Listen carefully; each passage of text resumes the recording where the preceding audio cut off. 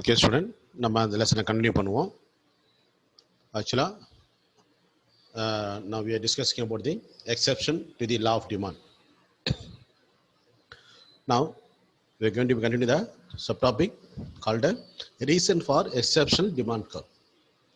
Reason for exceptional demand curve. Giffen paradox. Sir Robert Giffen அப்படின்னு சொல்லக்கூடிய ஒரு economist அந்த டிமாண்ட் கர்வ் வந்து டவுன்வர்ட் ஸ்லோப்பிங் இல்லாமல் அப்வர்ட் ஸ்லோப்பிங்காக வரதுக்கும் காரணம் இருக்கு. அதுக்கான சில ரீசன் இருக்கு. So he give that is important to the consumption by the poor people side. ஆக்சுவலாக he telling they are also a consumer, they also having consumption over the market, over a particular commodity. Okay, that should be accountable அப்படின்னு சொல்லிட்டு என்ன சொல்றாரு. So the given goods or inferior goods is an exception to the law of demand. When the price of an inferior goods falls, the poor will buy less and vice versa. The vice versa அப்படின்னு சொல்றது தலைகீழ் வருது. அதாவது என்னன்னா price வந்து fall ஆகும்போது போர் by less அப்படின்னா direct ஆகுது இல்லையா? அப்படின்னா இங்கே ப்ரைஸ் ஃபால் ப்ரைஸ் ரைஸ் ஆச்சுன்னா போர் வில் பை மோர் அப்படின்னு வரும். That is called vice versa. ஒரு விஷயத்தை சொல் ஒரு கண்டிஷன் அதுக்கு எதிர்மான கண்டிஷன் சொல்றது தான் வைஸ் வெர்சான்னு சொல்றது. ஓகேங்களா? ஆக்சுவலாக போர் பீப்புள் பார்த்தீங்கன்னா will buy more of for example rice ragi coarse கிரைன்னு சொல்லுவாங்க. அது ஆக்சுவலாக புரியுங்களா? இந்த ரைஸ் ராகியெல்லாம் வந்துட்டு போர் பீப்புள் வந்து ரைஸ்ன்றது ராகின்னு சொல்லுவாங்க. ராகி தான் அதிகமாக அவங்க கன்சியூம் பண்ணுவாங்க. அந்த ராகியோட ப்ரைஸ் இன்க்ரீஸ் ஆகும்போது என்ன பண்ணுவாங்க சொன்னால் ஃபியூச்சரில் இன்னும் இன்க்ரீஸ் ஆகிடுமோ அப்படின்னு சொல்லிட்டு என்ன பண்ணுவாங்க, ராகியோட ப்ரைஸு ஃபியூச்சர் இன்க்ரீஸ் ஆகிடும்னு சொல்லிட்டு என்ன பண்ணுவாங்க, அது டிமாண்டு அதிகமாகும். மக்கள் will buy more even though the price is increasing. Suppose price rise less ஆச்சுன்னா அதாவது கம்மியாச்சு சொன்னால் கம்மியாக தான் வாங்குவோம். ஏன்னா இன்னும் கம்மியாகும் அப்படின்ற மாதிரி இல்லை அவங்களோட டெண்டன்சியாக தான். இதில் பார்த்தீங்கன்னு சொன்னால் இதில் ஆக்சுவலாக அவங்க புக்கில் வந்து ஒரு விஷயம் ரொம்ப ஷார்ட்டாக கொடுத்துருக்காங்க. இந்த விஷயத்த ஆக்சுவலாக people will have some money. அவங்ககிட்ட உதாரணமாக 10 rupees இருக்கு வச்சுங்களேன்.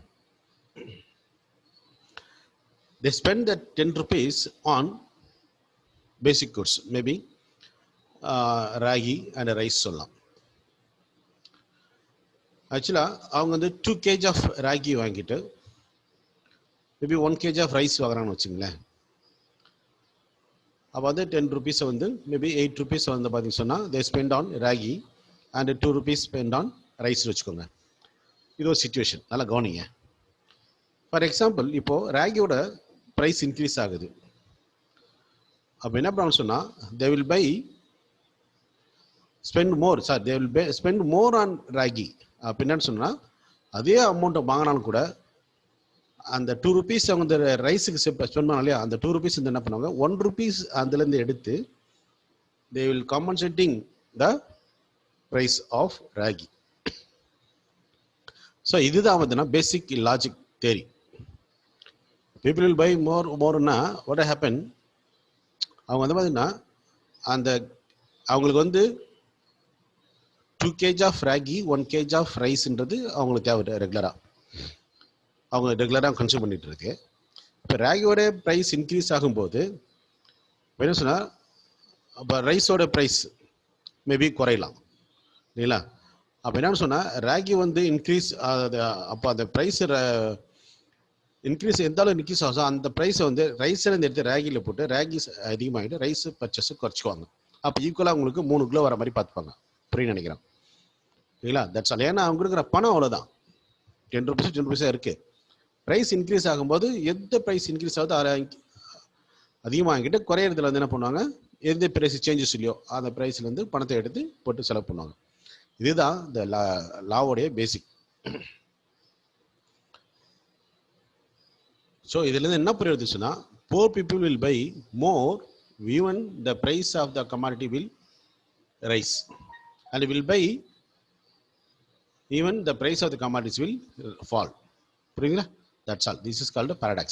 இப்போ நம்ம there is a direct relationship வரும், ப்ரைஸுக்கும் டிமாண்டுக்கும் டைரக்ட் ரிலேஷன்ஷிப் வரும்.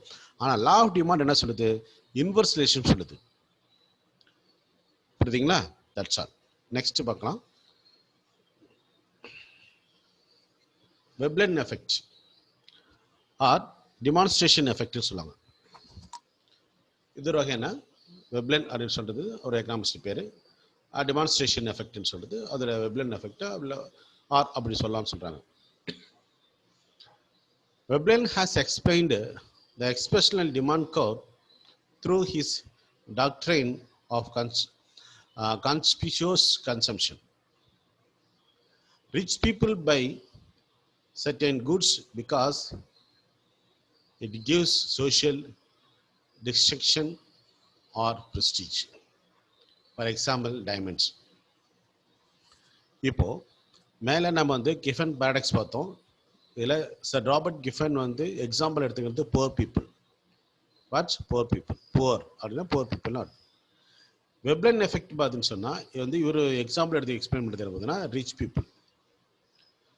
ரிச் பீப்புளை பொறுத்த வரைக்கும் ஈவன் தோ ப்ரைஸ் அதிகமானாலும் கூட ஒரு பர்டிகுலர் பொருளை வாங்கினா அந்த பர்டிகுலர் பொருளை தான் வாங்குவாங்க.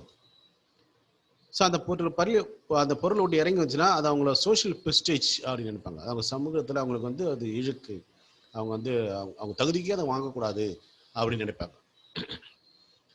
இப்போ இதெல்லாம் பார்த்தீங்கன்னு சொன்னால் அதான் சொன்ன டைமண்டோட கோல்டு என்ன தான் கம்மியாக தரும், டைமண்ட் அதிகமாக தான் அதிகமான டைமண்ட் தான் வாங்குவாங்க.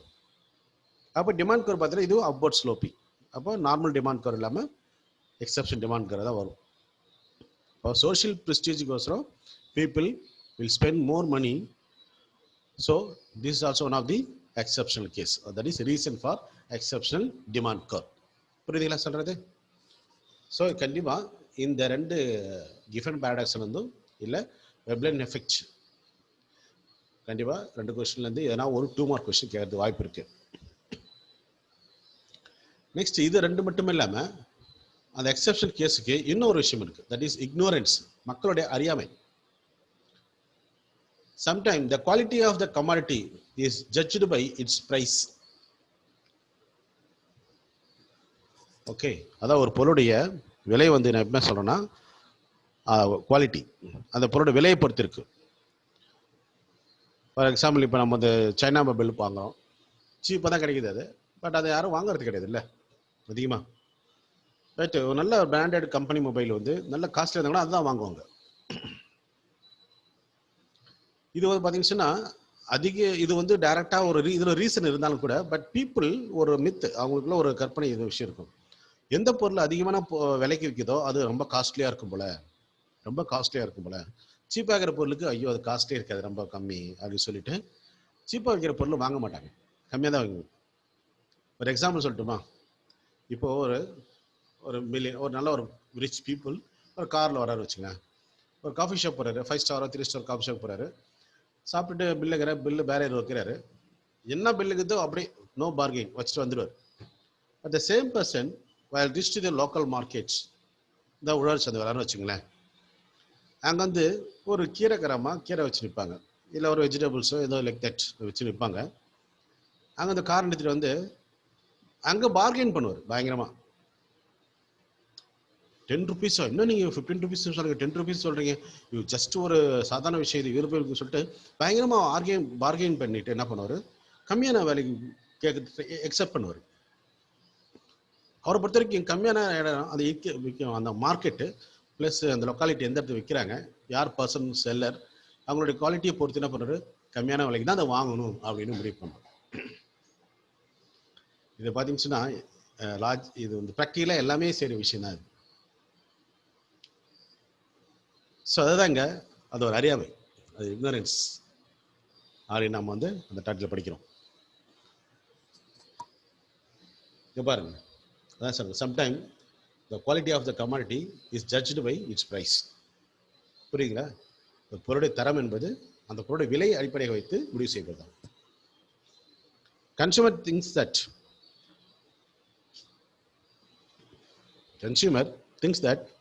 the product is superior if the price is high. புரியுதுங்களா? ப்ராடக்ட் வந்து சுப்பீரியராக இருக்கும்போது கண்டிப்பாக அதோட விலை வந்து அதிகமாக தான் இருக்கும். Such they buy more at a higher price. அப்போ என்ன பண்ணுறாங்க, அந்த பொருளோட விலை அதிகமாக இருந்தாலும் they can able to or they will ready to buy more. புரியுதுங்களா?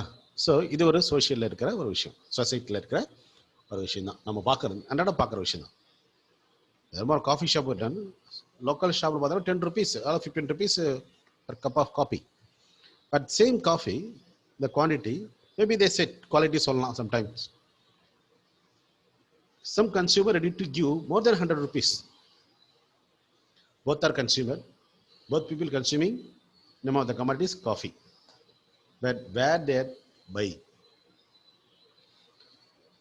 One is buying the commodity or consuming the commodity from the 3-star or 5-star hotel, and another one is buy the commodity on street shop. Good. So this is also happening in economics.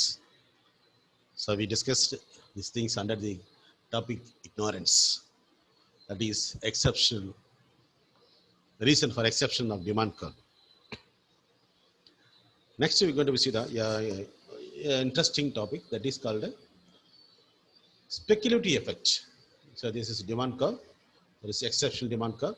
அதை போட்டு காட்டியிருக்கிறேன், நீங்கள் drop பண்ண அவசியம் கிடையாது. But கிஃபன் paradox வெப்லைன் effect கேட்டாங்கன்னா maybe இதுலேருந்து எதனா ஒரு டாபிக், ஆக்சுவலாக அது வந்து பார்த்தீங்கன்னு சொன்னால் அந்த ஃபஸ்ட்டு 2 டாபிக் மட்டுமே அதில் கிஃபன் பேரடாக்ஸும் ப்ளஸ் வெப்லைன் எஃபெக்ட் மட்டுமே 2 மார்க் கொஸ்டின் கேட்க வாய்ப்பு இருக்குது. அப்படி கேட்டாங்கன்னா you have to write the எழுதிட்டு plus draw the diagram. Okay, next speculative effect. Speculative எஃபெக்ட்னா ஃபியூச்சரில் வர்ற பற்றி யோசிக்கிறது, வில் பிரிங் ஃபோர்த் அப்படின்னு சொல்லுவாங்க, எதிர்காலத்தில் கொண்டுட்டு வர விஷயத்தை பற்றி பேச. If the price of the commodity is increasing, then the consumer will buy more of it because of the exceptional that it will increase still further expectations. Sorry students, என்ன சொல்றேன்னா, look the video. If the price of the commodity is increasing, then the consumer will buy more of it because of the expectation that it will increase still further. அதாவது என்னன்னா, ஒரு பொருளோட விலை வந்து ஏறிட்டு இருக்கு, கன்சியூமர் என்ன திங்க் பண்றாங்கன்னா, ஐயோ இந்த பொருளோட விலை இன்னும் ஃபியூச்சர் அதிகமாயிடுமோ அப்படின்னு ஒரு ஸ்பெகுலேட்டிவ் மோட்டிவ்ல என்ன பண்ணுவாங்க, they will buy more of the particular commodity. So இது ஸ்டாக் மார்க்கெட்டில் அப்ளிகல் ஆகிட்டு இருக்கு. ஸ்டாக் மார்க்கெட்டை ஸ்டாக்கோட ஒரு பர்டிகுலர் ஸ்டாக்கோட ப்ரைஸ் இன்க்ரீஸ் ஆகும்போது everybody interested to buy the same stock, அது ஃபியூச்சரில் இன்னும் இன்க்ரீஸ் ஆகும், ரீசேல் வேல்யூ அதிகமாகும்னு சொல்லிட்டு அந்த ஸ்டாக் அது வாங்குறதுக்கு எல்லாமே இன்ட்ரெஸ்ட் காட்டுவாங்க இல்லைங்களா.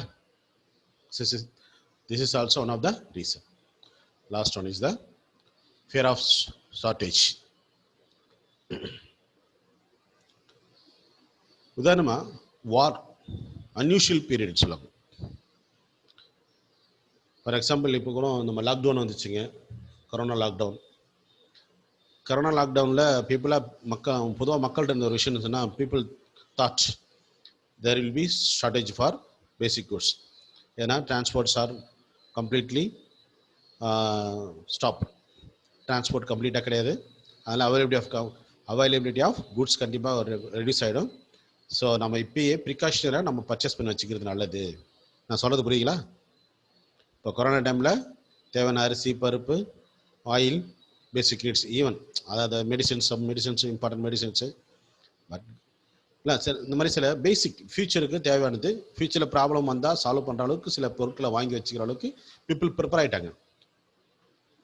அப்படி பண்ணும்போது என்னென்னா, ஈவன் தான் price of the commodity increase ஆனால் கூட என்ன பண்ணுவாங்க, they will buy more, because இன்னும் அது இன்க்ரீஸ் ஆகிடும், இல்லை கிடைக்காம போயிடும், ஃபியூச்சரில் ஷார்ட்டேஜ் ஆகிடும், ஸ்டாக் இல்லைன்னு சொல்கிறாங்க, அப்புறம் நம்ம பிரச்சனை வந்துன்னு சொல்லிட்டு கான்சிக்வன்ஸ் வரும்னு சொல்லிட்டு என்ன பண்ணுவாங்க, ஃபியர், பேனிக் அப்படின்னு சொல்லலாம், பயம், ஐயோ ஃபியூச்சரில் கிடைக்காம போச்சு என்ன பண்ணுறது அப்படின்ற பயத்தில் என்ன பண்ணுவாங்கன்னா they will buy more. So அதான் நம்ம புக்கில் என்ன எக்ஸாம்பிள் கொடுத்துருன்னா, during war time, emergency or war time. During time of emergency or war, people may expect shortage.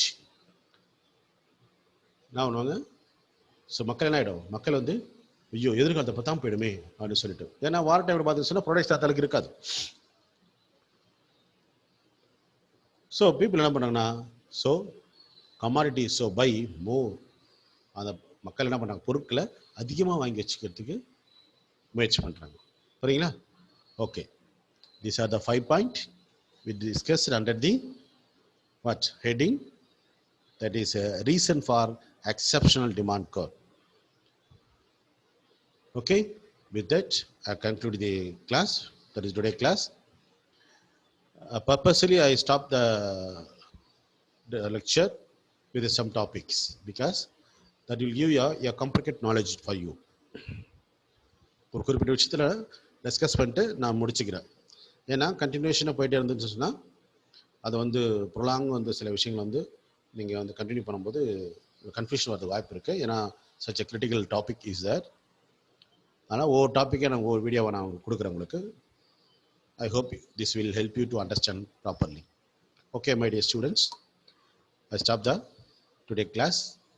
Okay, again I insist and remember you, please avoid unwanted outing. Stay home, read well, try to secure a very good mark. Good.